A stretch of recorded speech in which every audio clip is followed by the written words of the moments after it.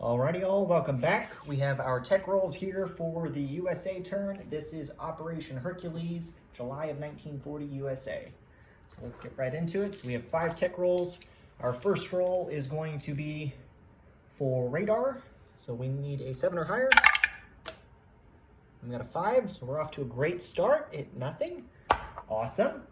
Next we have amphibious doctrine at a 7 or higher. And we got a 12, so that's good. That does finally move us up. So now we're on stage 2. Definitely lagging this game. Next, we're going to do jet fighters at 8. And it's leaning, but I'll call it a 4 because it probably would have stopped at a 4. All right, next, we're going to do heavy strategic bombers at a 9 or higher. And we got another 4. Boy, 4s are popular tonight. Okay, and finally, we'll just do large ship construction. Well, yeah, we better do large ship construction. 8, and we got another 4. What on earth? 4s! Oh, okay. Well, that was awful yet again. I see that the spies here in North America run deep. Deeper than I would have anticipated, unfortunately. All right. I'm sure you all heard about the war scare that we had. Turns out that that was just some communist uprisings that, or fake news, as they call it. Fake news from the Soviets to try to get us to go to war with the Axis. So we are at peace still and maintaining that peace while the KM2 do the dirty work for us. So, all right, let's get into our purchases. We have $35 to spend. We are buying a variety of items today. We are going to lend lease to the CCP a mountain infantry through the Soviet territories. I'm sure they don't mind if we lend lease them that.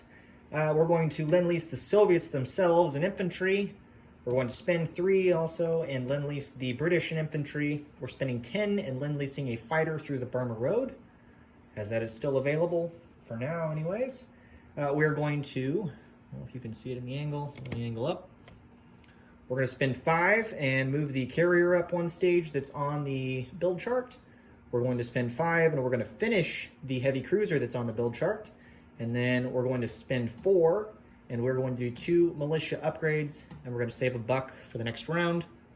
And I didn't do my tech roll, or not my tech roll, my income increase roll. So we need to do that here in a second before we get into non-combat.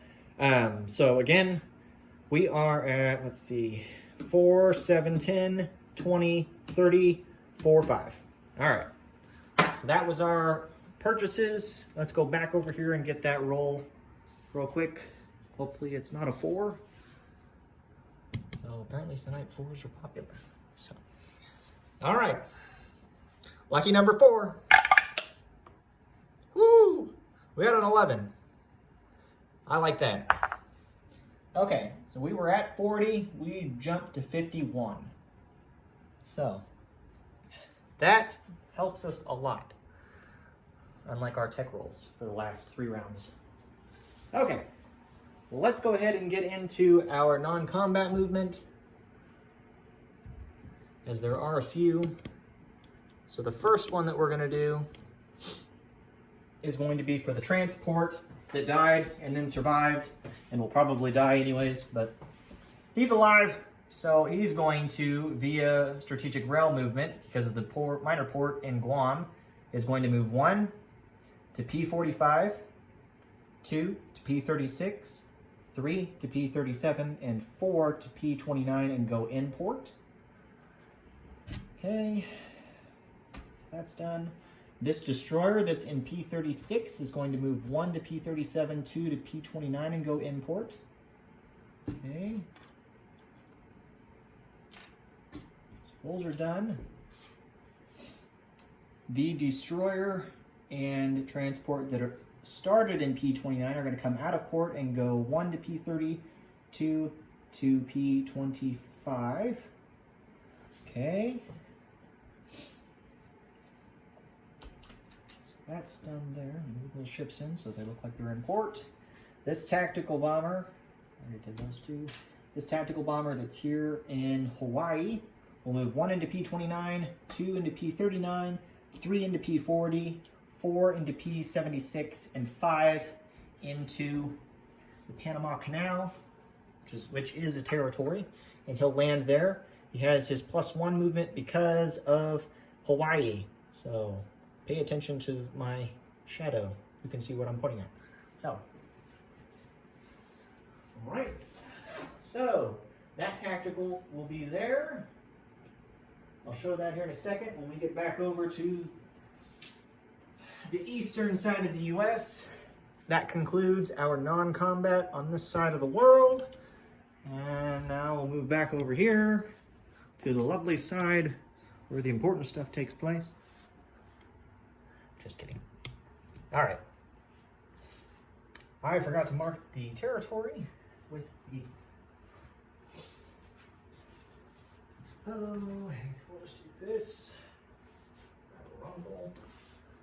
All right.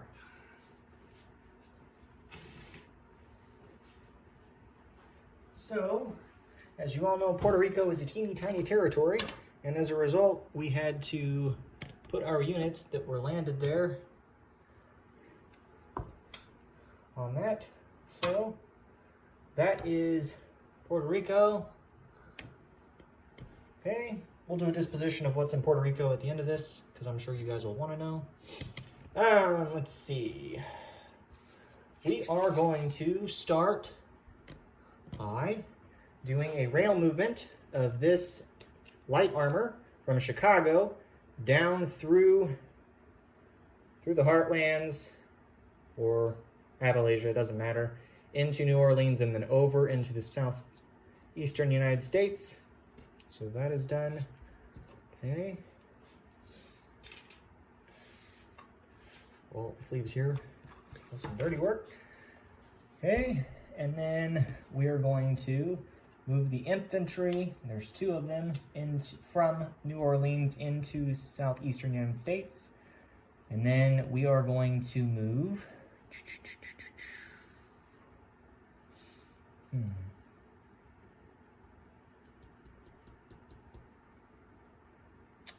I know we've only got strategic naval capacity of 3. I can't remember if we have our 4th one or not. I won't use it because I don't think I've got it. So, okay. So this guy that's here, this transport in C Zone A36, is going to pick up a mountain infantry and an artillery. Actually, no, we better do the light armor.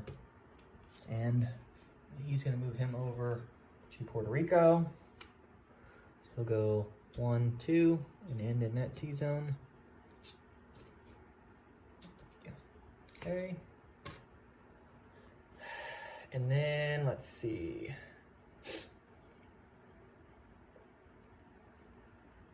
The 2 transports that started in in A41 are going to move 1 to A40 and 2 to the Gulf of Mexico in A36. And yeah, they'll just stay there. I don't think there's anything nearby I don't have to worry about. Okay, and then these 2 Marines are also going to move into the southeastern United States along with this artillery. Okay. I believe that does it for that. These 2 coastal subs are going to move into A41. So that's done. And I believe that is it for our non-combat movement. We're not going to move any ships around. Everything else stays where it's at. So, I have in Puerto Rico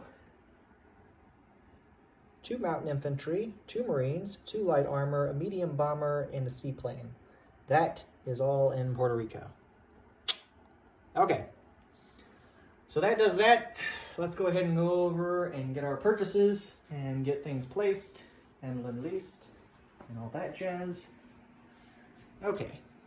So first we have 2 militia upgrades. And yes, they are in the Pacific. The first one we're going to do is over in the Philippines. So we'll upgrade that to an infantry via the supply path. Okay. Next, we're going to place the upgrade in Guam. So that's our second upgrade, because there is also a minor port over there. So you can see that. Okay, there's 2 infantry there now. Nothing else changes on the Pacific side. The Lend-Lease of the KMT, they get their fighter.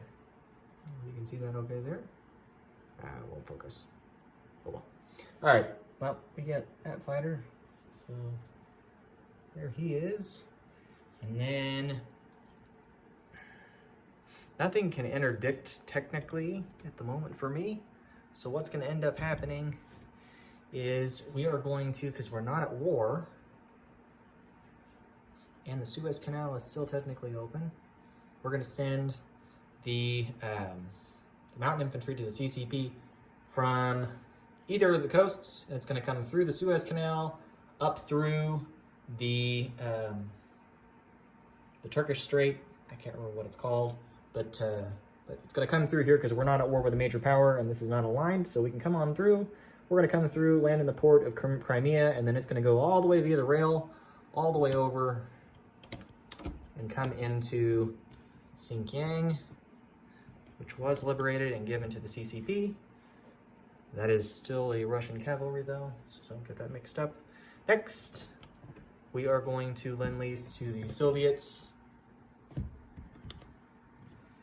And this infantry is going to land in Kola. Again, we can't be interdicted because we are not at war with the Axis powers, so we don't have to worry about that. Next, we have our infantry that is being delivered to, we'll put it in London, doesn't really matter. Okay, and then I'll go ahead and move the carrier up. You guys don't care about seeing that, so I'll move that up and grab the heavy cruiser, and then we'll get that heavy cruiser placed.